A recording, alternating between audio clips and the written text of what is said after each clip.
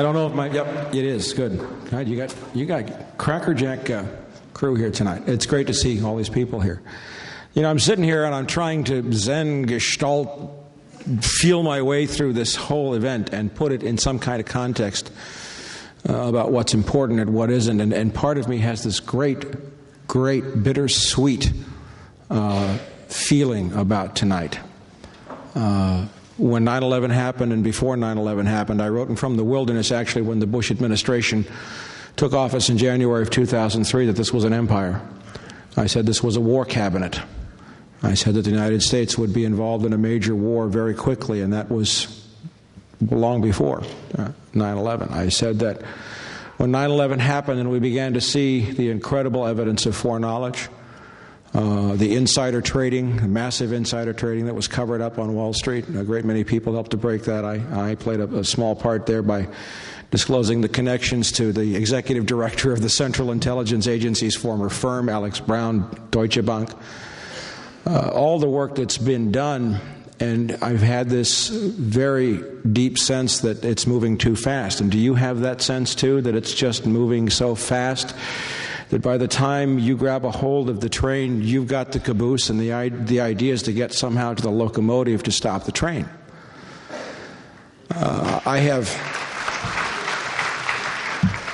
There are some times when you don't like to be right. And we have seen clearly that what we are witnessing, and it's been my constant position at From the Wilderness almost since roughly November of 2001, that we are witnessing a sequential war. Dick Cheney told us this is a war that will not end in our lifetimes, to control the last remaining significant oil reserves on a planet which is at the end of the age of oil, or nearing the end of the age of oil.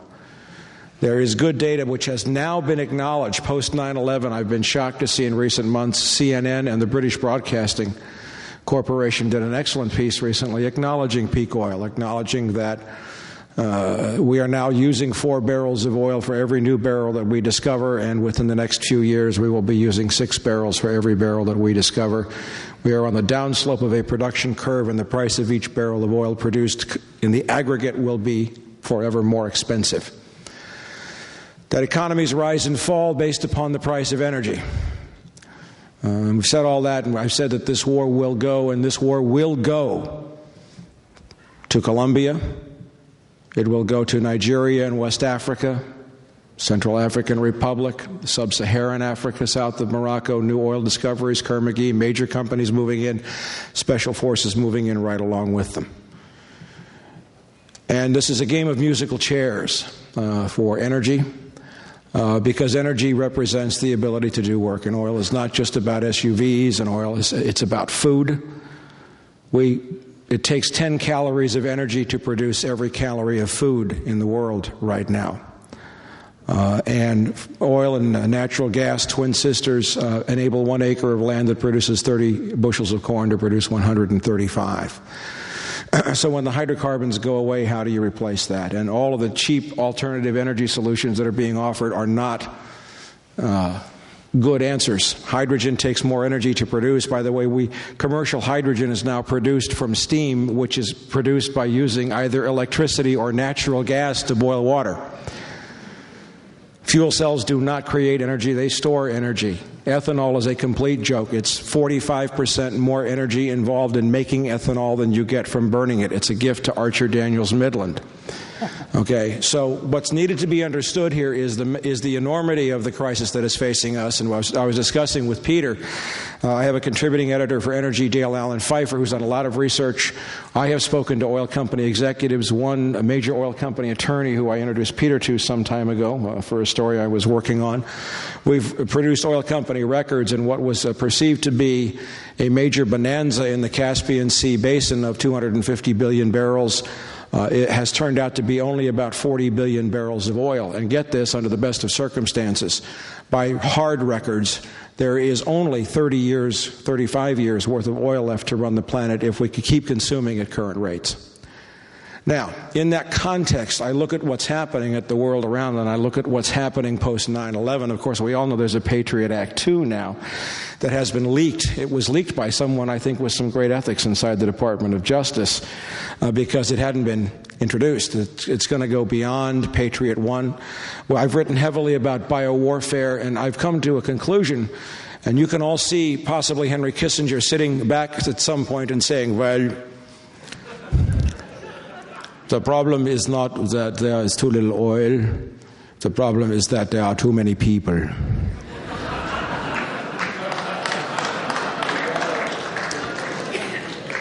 And there has been an enormous preoccupation with biological warfare, including some ultra-draconian legislation.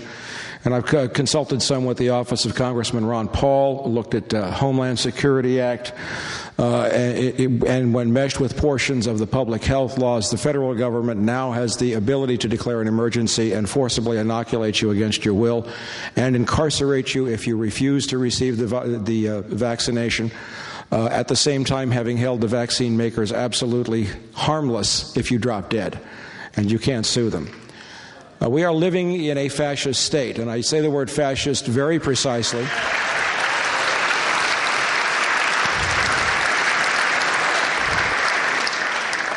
In the 1920s and 30s, the term fascism and corporatism were used interchangeably. This was before fascism became identified with Adolf Hitler. Benito Mussolini, I quote him in my upcoming book, Crossing the Rubicon, America's Descent into Fascism at the End of the Age of Oil. Benito Mussolini is saying fascism should more properly be called corporatism because it is the perfect merger of power between the corporation and the state. Interesting, in his recent State of the Union address, George W. Bush referred to the three great evils of the last century: Hitlerism, communism, and militarism. He couldn't bring himself to say the word fascism because he is one. And he knows that he is one.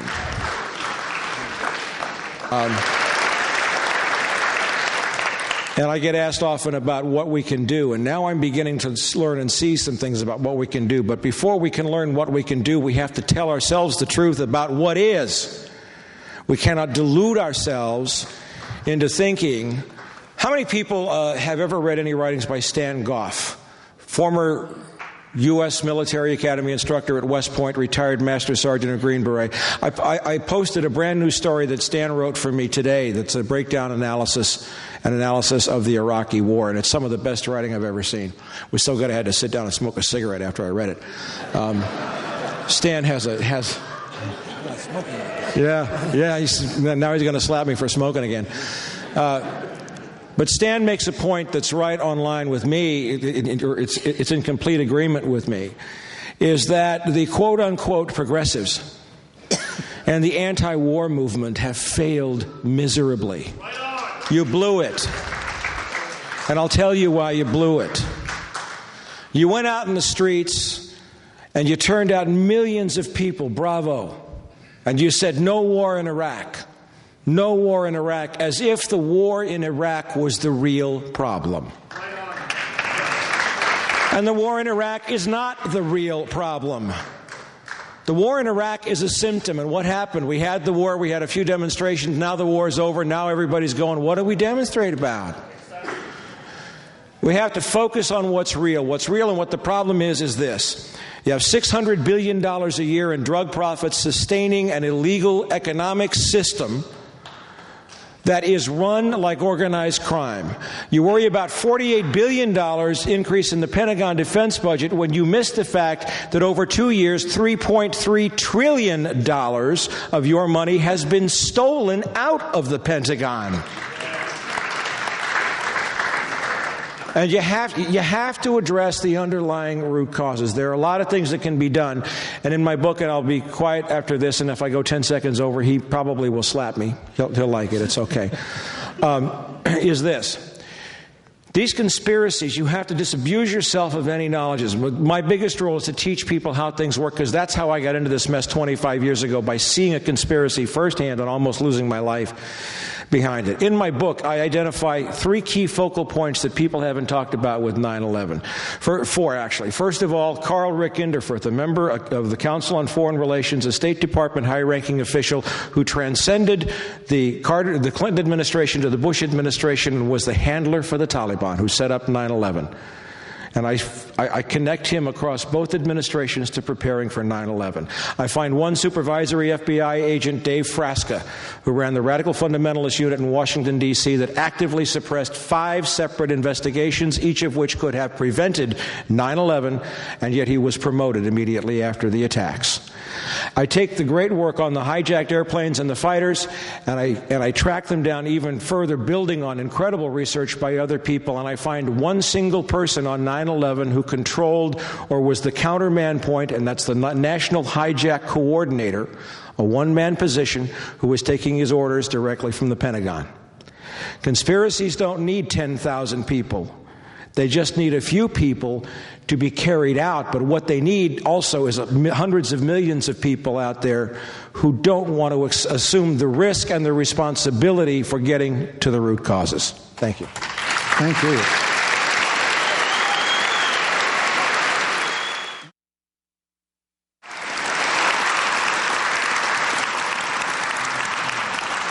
And thank you, Mike. And I want to pick up where you left off. I don't want to fault the anti-war movement, especially because I know how much work it takes to put a movement together. But we're facing a crisis right here at home, not just a crisis in Iraq. We have to remember that all the questions that have come up about 9/11 should remind us of other questions that came up. We had another big bombing back in Oklahoma City. And we've had, of all people, the right wing in this country insisting for some time now, and I think quite correctly, that Terry Nichols, who was the number 2 man in that conspiracy, had in the Philippines been staying in the same boarding house as members of an Islamic group that were associated with Al-Qaeda. Now, what is really going on here, I don't know, but we live in an atmosphere of traumatic events surrounded by mystery. And one of those traumatic events, I would say, was the hijacking of the election in the year 2000.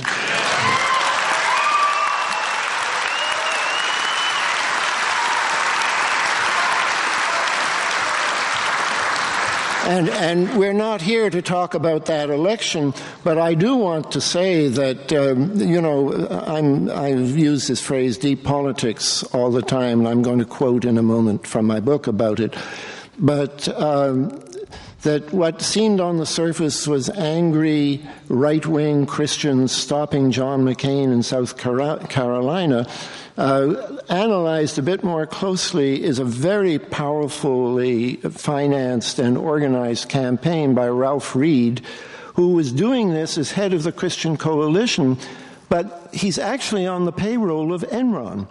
And Enron was paying him $10,000, $20,000 a month, ostensibly to campaign for deregulation in Pennsylvania. But he wasn't in Pennsylvania. He was down there in Carolina getting out the Christian vote to stop McCain. And in all, he got $500,000 from Enron. So it was the Enron election. And if there wasn't very much zip to the election, it was because Enron was not only the biggest corporate donor to the Republicans, it was one of the biggest corporate donors to the Democrats as well. No wonder they went bankrupt. They had already achieved what they had to achieve before they went bankrupt. So we are living in a whole atmosphere which is to create the possibilities for minorities to govern acquiescent majorities. Bush never won the election in 2000. He didn't win the popular vote nationally. If everyone who had the right to vote in Florida had been allowed to vote, he wouldn't have won it in Florida either.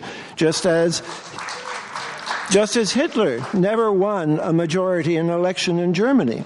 But the acquiescent majority allowed him to take over just the same. I really recommend you read a book called Defying Hitler by Sebastian Haffner, which is an indictment of himself and his fellow citizens for just allowing Hitler to happen. I don't want to sound as if I think Bush is just another Hitler. There are a great many things that Hitler did that won't happen here. We certainly don't torture people. We just hand them over to other people to torture. There is actually still some kind of difference there. Now I want to quote a little bit, plugging my own book, Drugs, Oil, and War. I have a long paragraph in which I use the term deep politics, and this is how it goes. Covert power is like nuclear power. It produces noisome and life-threatening byproducts which cumulatively are more and more threatening to the environment supposedly served.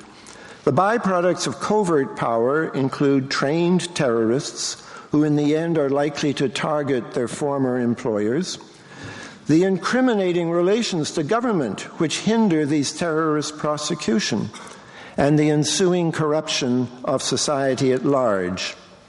The result is deep politics, the immersion of public political life in an immobilizing substratum of unspeakable scandal and bad faith, and the result in practice is 9/11. Because 9/11 was clearly, if we believe the government, and to some extent I do, had to do with Al-Qaeda.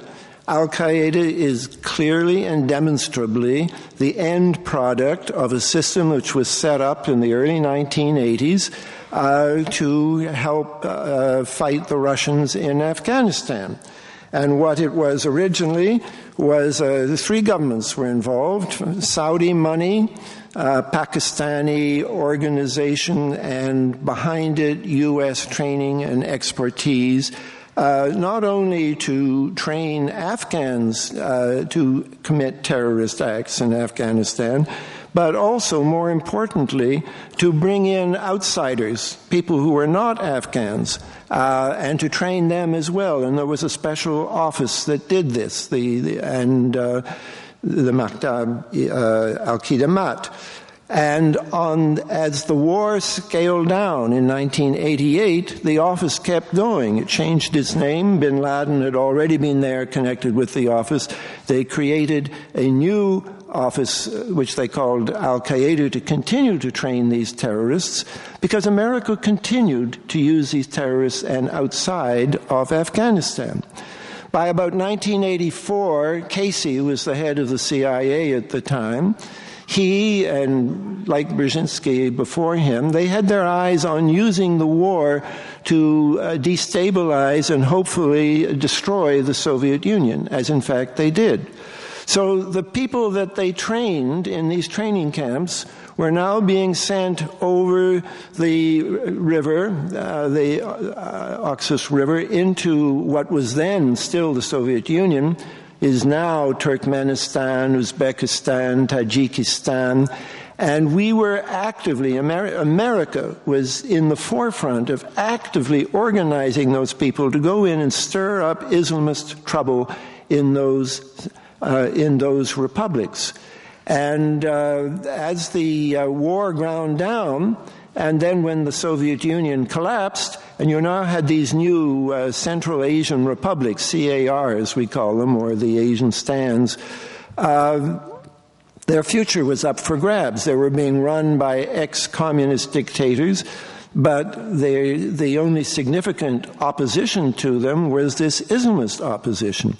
Iran was making a big push to spread Shiite propaganda among them. That was an excuse for the Americans to continue to subsidize the Pakistanis and the Saudis in creating a Sunni Islamist presence in those states to combat Iran. This is all very relevant to what we're talking about, because by training all of these terrorists, we don't call them terrorists when we use them, we just call them terrorists when they're used against us. But it's the same people. We train them how to blow things up, we train them how to kill people. And we use them not just in the central stands. When we went in Kosovo, it was to support the ELK, which was essentially, or the KLA, I guess you call it in English, it was essentially an Islamist army that up to that time had been trained and armed and supported by bin Laden's people. Mike told me just as we were coming in here that Chossudovsky has found a document establishing that some of the terrorists in Chechnya, it's well known that they were bin Laden's, but Chossudovsky apparently has a document, I haven't seen it, so I'm being a bit cautious here, which establishes that at least one group of these Chechens, trained by bin Laden, was being actively supported as a CIA cell. So this is what I'm talking about in my definition.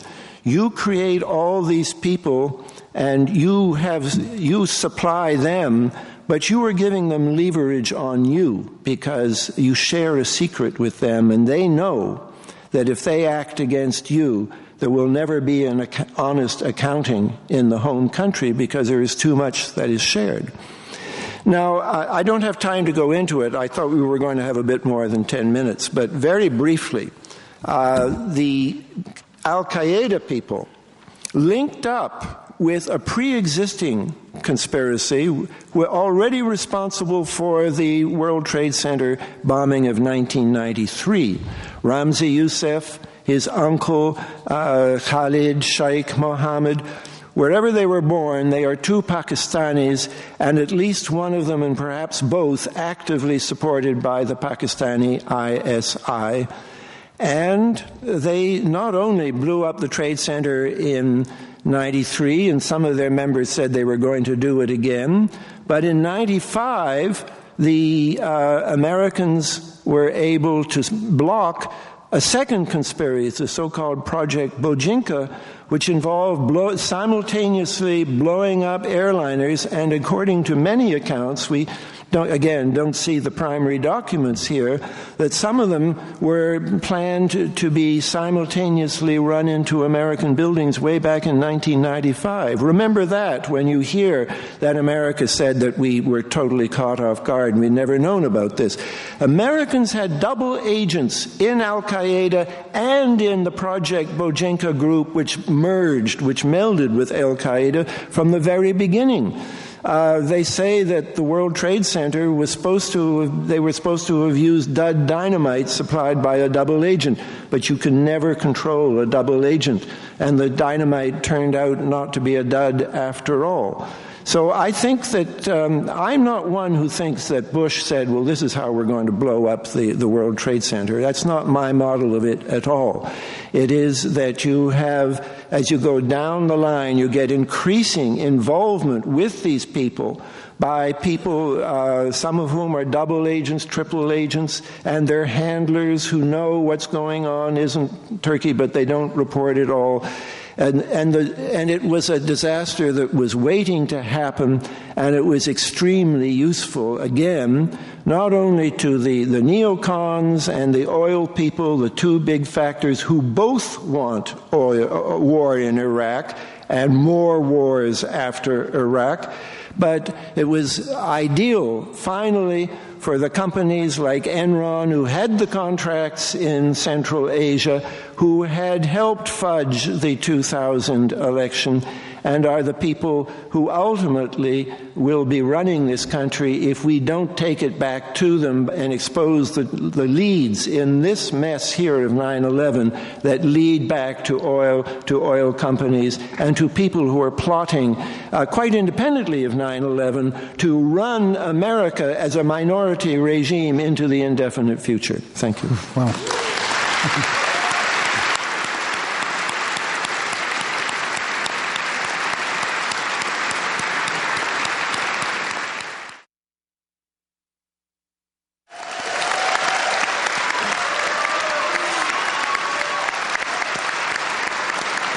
It's not for sale. It's for free. It's still for free. Know your rights. It can also be downloaded from our website, nlg.org. So the National Lawyers Guild was formed in 1937 and has a long, proud history and has survived many periods of repression. The House Un-American Activities Committee called the Guild, quote, the foremost legal bulwark of this Communist Party, its front organizations and controlled unions. In fact, the Attorney General, the Attorney General listed us as a subversive organization. We beat the rap because we're lawyers, but we went through that and we survived to this day. And because of that history, I have been going to my elders and asking what they think about this period of time compared to previous periods of time. I'm 50 years old, but I was born in 52. I don't remember the McCarthy period. And pretty much everybody is saying this is worse, and for two main reasons, which I'm going to go into. One is the Constitution itself is under attack. The very notion of our constitutional government is under attack.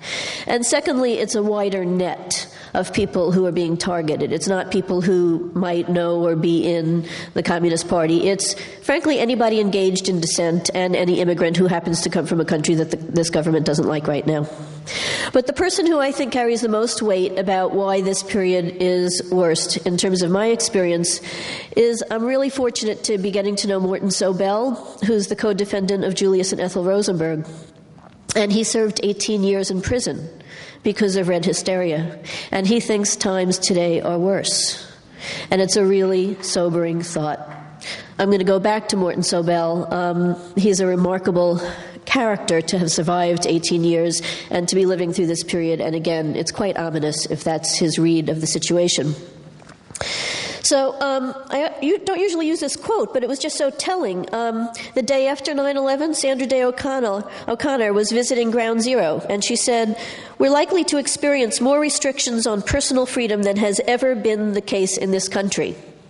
Well, unfortunately, she's right. And then as the film showed, remember Bush said, "You're either with us or you're with the terrorists." What I didn't remember is how many people applauded when he said it.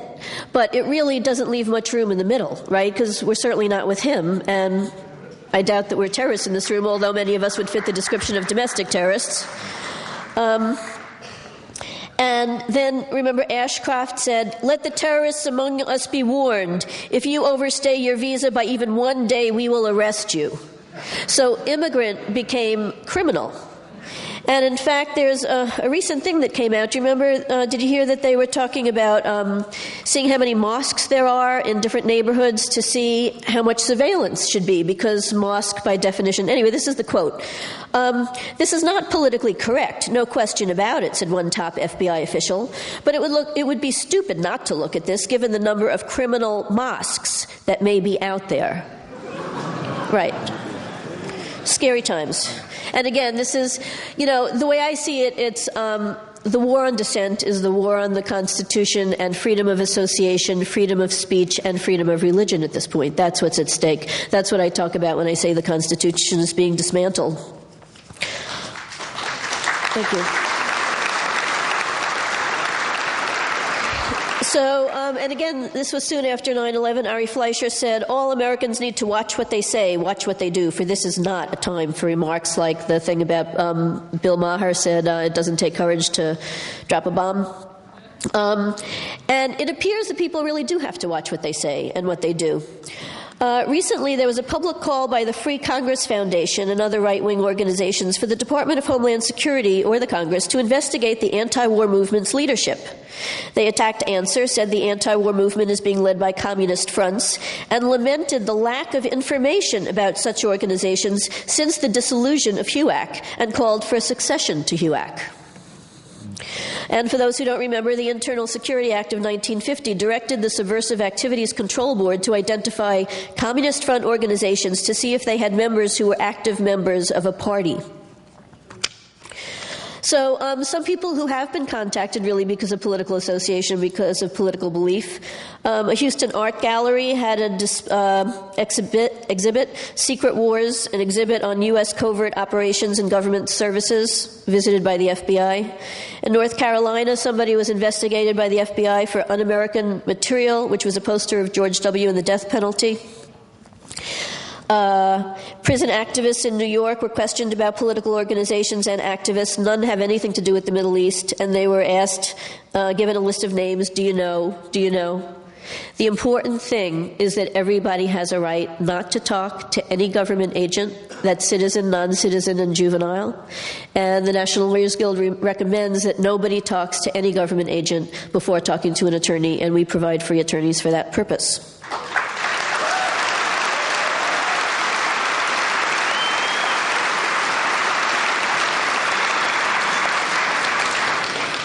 In New York recently, in May of last year, Ashcroft announced new guidelines which removed minimal restrictions on the FBI requiring some criminal activity to conduct political surveillance and monitoring. And basically, the police, they repealed a New York law which kept that restriction in place. So criminal activity does not have to be a prerequisite for spying in New York, and it's happening in other places, which I might get to. But in terms of recent demonstrations in New York, demonstrators arrested at recent anti-war protests have reported being questioned by the arresting officer about their identity. They're interviewed by a second officer from the New York Police Department, Criminal Intelligence Section, which is led by a deputy commissioner who spent 35 years with the CIA.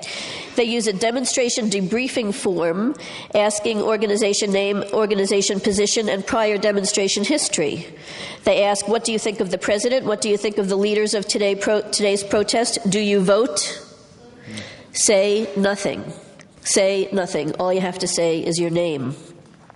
Dozens of Latino organizations, advocacy groups received racist letters with white powder. There's just different levels of attack of people who engage in dissent or challenging government policy.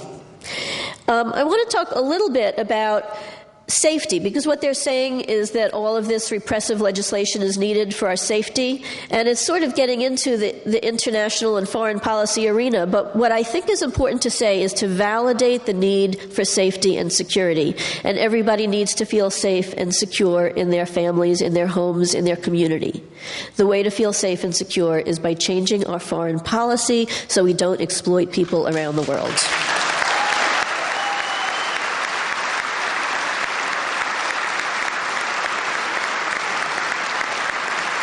So I won't go over the Patriot Act 1 and Homeland Security, which was alluded to. One way that I sort of generalize, it's post-9/11 repressive legislation, because there's also more than 30 executive orders which have come down, which established the military tribunals, Guantanamo.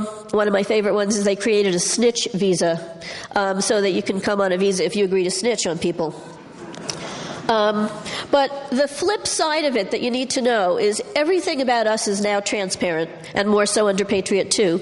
But have you given me 1 minute yet? No? Close. But everything... Got 2. All right. Everything about them is under secrecy. It's a flip. So, Freedom of Information Act, forget it. Ashcroft has given a directive that say no, if at all possible, and I'll defend your right to say no. Everything about us is transparent.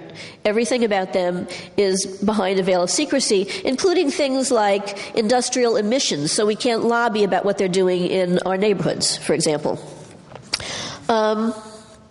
You mentioned torture, and there's degrees of torture, but in Guantanamo I actually think there's some torture going on, although they pretend that Guantanamo isn't really the U.S., it really isn't anywhere, so maybe that's how they can say that the U.S. doesn't engage in torture. I'm going to have to skip this thing about Capitol Hill Blue Report. Check it out. There's all this talk about most alerts are issued, and this is former intelligence officials who are saying that the alerts are issued without any concrete data to back up the assumptions. Basically, they're creating fear. They're creating fear in order to justify their repressive legislation, and we have to stand up to it.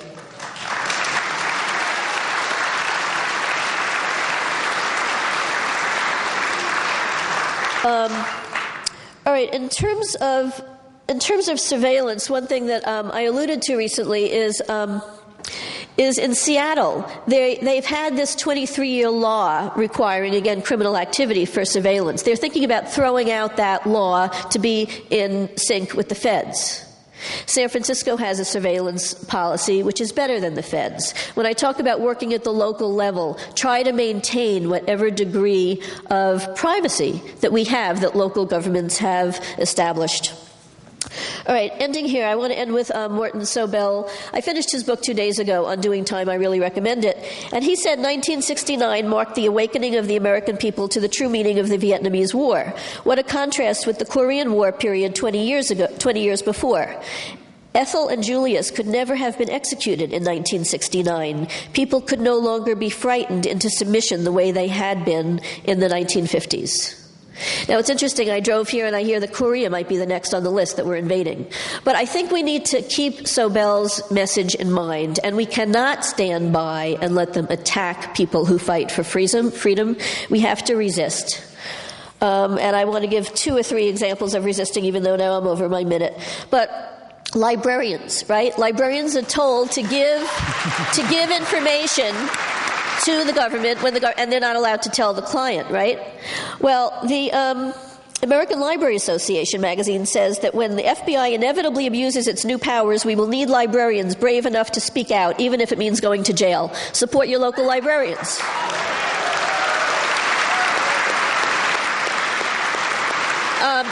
In Santa Cruz, they've actually directed the librarians to delete the data earlier than they would have otherwise done, so they won't have the data to pass over. All right, I guess I'll end on, again, local control. In terms of Patriot Act 2, which I didn't get into, and I'm sorry, but it's just even worse. It's just more and more and more transparency, and everything is computerized, and there's no separation between industry and government. And we have to stop Patriot Act 2 from going on. And one slippery slope that they're going to do for us, because they did it in Patriot Act 1, it sailed through partly because it was supposed to sunset. Some of it was going to go away, and guess what? None of it's going to go away. Don't let them lie to you again with Patriot Act 2. We have to say no to the whole thing.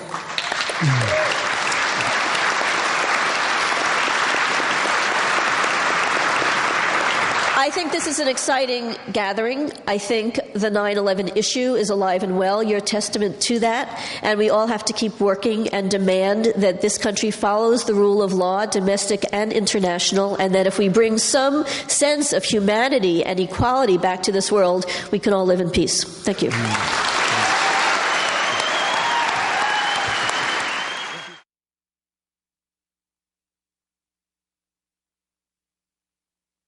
Joyce Lynn, editor of Political Diary. Does anyone on the panel, including Barry, have any first-hand information on the BND intelligence memorandum and or the August 6th memorandum, the contents of those, and how close Bush read them, saw them? Is that the Bundesnachrichtendienst memo that came from the Echelon wiretaps, or are you referring to, there was one series on Echelon wiretaps of an Iranian man who was making telephone calls to CIA or some U.S. Secret Service that was picked up by Echelon. There was another set of warnings that was posted in Frankfurter Allgemeine Zeitung. Now, I have not seen those warnings, but they were specific that, according to the Faz stories in the German, I have the German and I have the English translations, that the German intelligence was convinced that Al-Qaeda-linked terrorists were going to hijack airliners in the week of September the 9th and crash them into the World Trade Center. That's what I've seen about those. My question is, to what extent can anybody rely on the government, whether Democrat or Republican, to investigate shenanigans that involve the loss of thousands of American lives? If we could bring it back to 9/11, there has been this commission set up to investigate it. You know, I forget there were tens of millions to investigate the Columbia disaster in which 5 people died.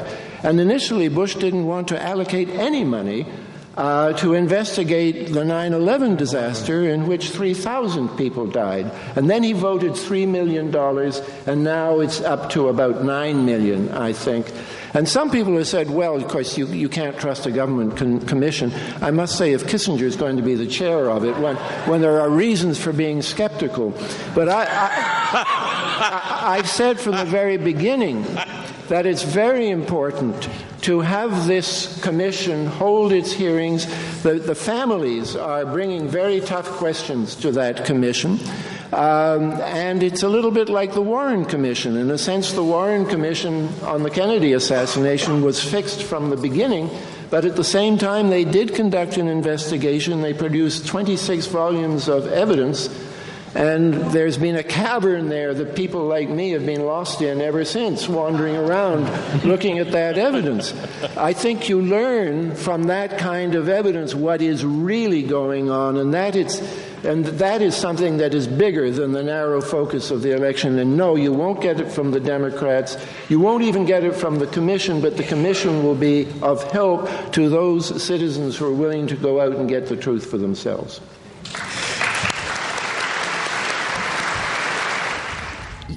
Michael, the demonstrations were unprecedented. What do you think the focus or message should have been or should be in the future?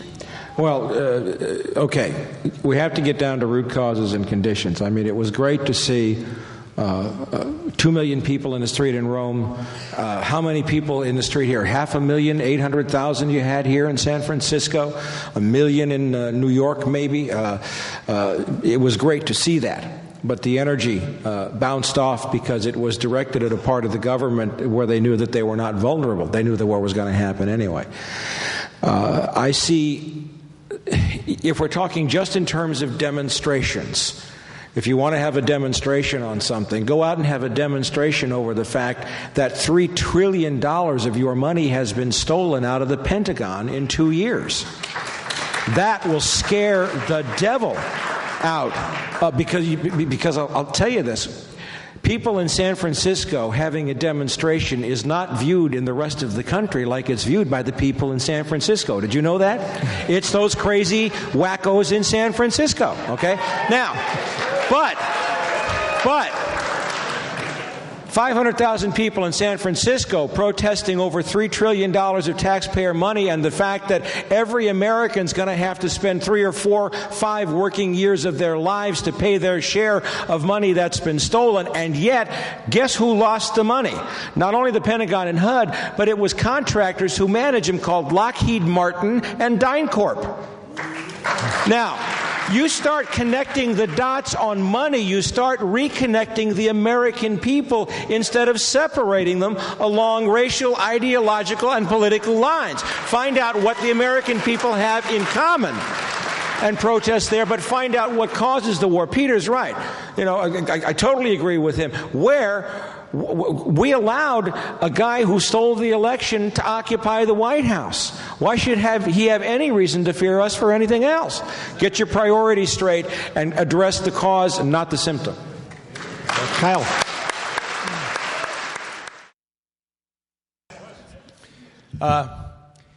Folks may recall the name Chalabi. Chalabi is the designated